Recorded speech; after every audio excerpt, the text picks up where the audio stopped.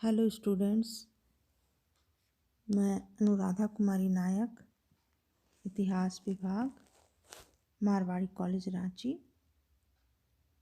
आइए first year की छात्राओं के लिए आज का टॉपिक है सुमेरियन सभ्यता के आरंभिक शहरी समाजों का स्वरूप। Nature of the early urban societies of Sumerian civilisation.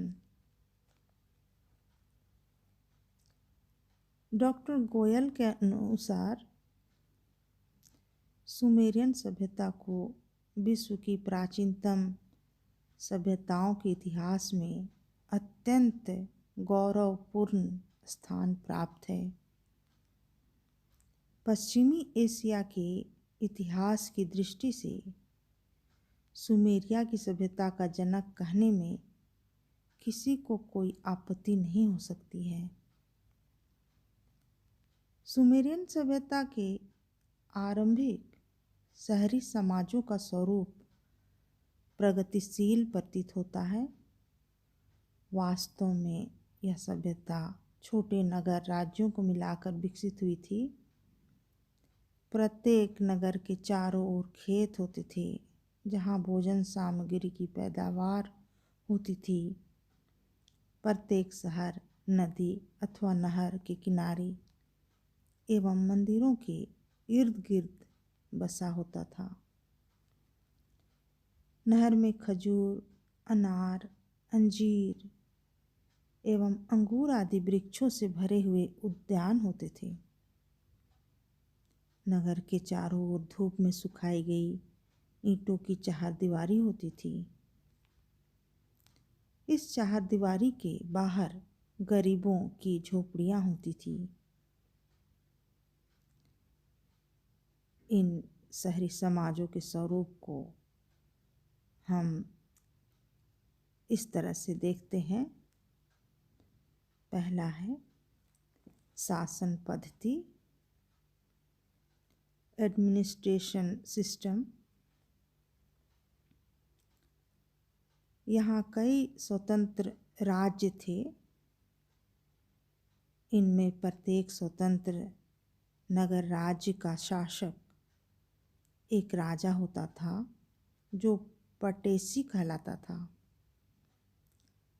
अक्कड़ी भाषा में राजा को इस्साको कहा जाता था।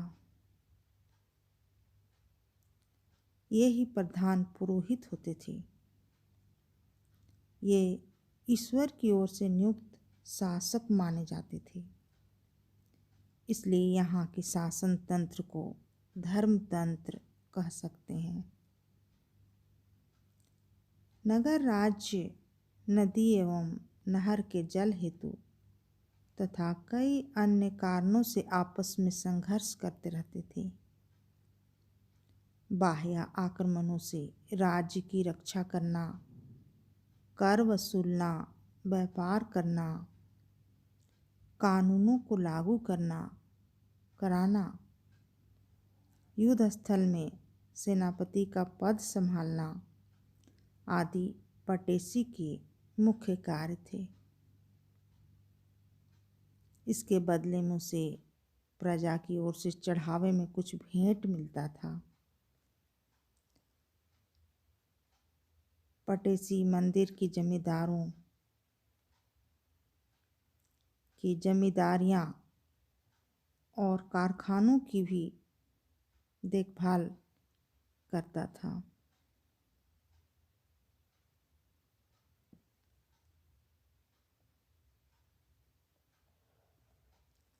सुमेर सभ्यता के नगरों में रहने वाले लोगों का विश्वास था कि नगर की समस्त संपत्ति देवताओं की होती है तथा संपत्ति पर देवताओं के प्रतिनिधि पुरोहित का नियंत्रण माना जाता था। वस्तुतः सैद्धांतिक रूप से संपत्ति देवताओं की थी, लेकिन व्यापारिक दृष्टिकोण से इस पर पुरोहित वर्ग का नियंत्रण था। इस तरह इन आरंभिक नगरों के पुरोहित संपन्न और शक्तिशाली बन गए। समाज अपनी प्रत्येक समस्याओं का निदान पुरोहित वर्ग से प्राप्त करता था। पुरोहित वर्ग धार्मिक, दार्शनिक, बौद्धिक एवं वैज्ञानिक रूप से इस समाज पर नियंत्रण रखता था। हम कह सकते हैं कि राजाओं के पद निर्मित होने से